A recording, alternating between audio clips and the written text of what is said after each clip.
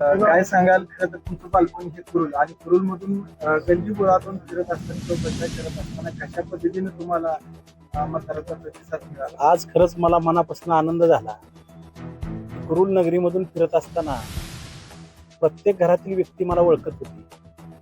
किंबहुना मी या कुरुलमध्ये मागील 30 वर्षापूर्वी या कुरुलमध्ये 30-35 वर्षापूर्वी या गल्ली बोळात गेलो आहे.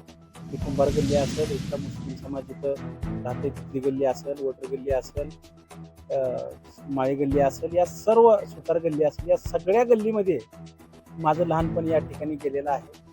आणि या ठिकाणी आमदार राजाभाऊ खरे यांच्यासोबत प्रत्येकाच्या घरोघरी फिरत असताना मी या महाराष्ट्रातला पहिला आमदार असा पाहिलेला आहे की आपल्या कार्यकर्त्यासाठी प्रत्येकाच्या घरी जाऊन त्यांचं चरणस्पर्श करणे, त्यांच्या पाया पडून आपल्या कार्यकर्त्यासाठी मत मागणारा पहिला महाराष्ट्रातला आमदार मी या ठिकाणी राजाभाऊ खरे यांच्यावर पाहिलेला आहे. असा आमदार होणे नाही. आणि प्रत्येकाच्या घरामध्ये आमदार साहेबाबरोबर गेल्यानंतर त्या प्रत्येक घरातला व्यक्ती असं म्हणत होता की तुम्ही आमदार आहे ते बाजूला सारून तुम्ही सर्वसामान्य व्यक्ती आहे. असा या ठिकाणी आपण या ठिकाणी फिरत असताना आम्हाला मनापासून आनंद झाला की आमदार आमच्या दारामध्ये येतो आणि हात जोडून चरणस्पर्श करून वयस्कर लोकांचे मत मागतो. हे त्यांना देखील फार आनंद झालेला आहे. त्यामुळं उमेशदादा पाटील यांचा विजय हा निश्चित आहे.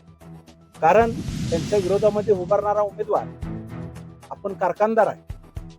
सचिन जाधव यांनी आधीच या ठिकाणी आपण आमदार साहेबांना प्रश्न विचारला की दोघांनीही विधानसभेला काम केलं, पण मोहोळच्या नगरपालिकेला सचिन जाधव यांनी भाजपला पाठिंबा दिला. म्हणजे आमदार साहेबांची साथ त्यांनी त्यावेळेला सोडली, त्यांनी ठरवून सोडली. म्हणून या ठिकाणी आज सचिन जाधव यांनी कुठल्याही प्रकारचं सामाजिक कार्य केलं नाही, कुठल्याही प्रकारचा CSR फंड खर्चला नाही, कुठल्याही माणसासाठी या ठिकाणी तहसीलला गेले नाहीत, ग्रामसेवकला गेले नाहीत, MSCBला गेलेले नाहीत, पोलीस स्टेशनला गेलेले नाहीत.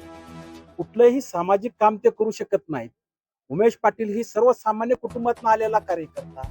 आज त्यांना फोन करायला लावला तर आज ते सर्वसामान्यासाठी त्यांच्यासाठी ज्यांनी अजितदादाला फोन केला आणि त्यांचा कारखाना बंद पडायला लागलेला वाचवला. सर्वसामान्यासाठी ग्रामसेवककडे जातात, तलाट्याकडे जातात, तहसीलदारकडे जातात, PI कडे जातात, SP ला फोन लावतात, कलेक्टरला फोन लावतात, किंबहुना सचिव कतोर या ठिकाणी फोन लावण्याची ताकद उमेशदादा पाटील आहे. 2 उमेदवाराची जर तुलना केली तर उमेश पाटील हे सर्वसामान्यासाठी न्याय देणारा कार्यकर्ता आहे.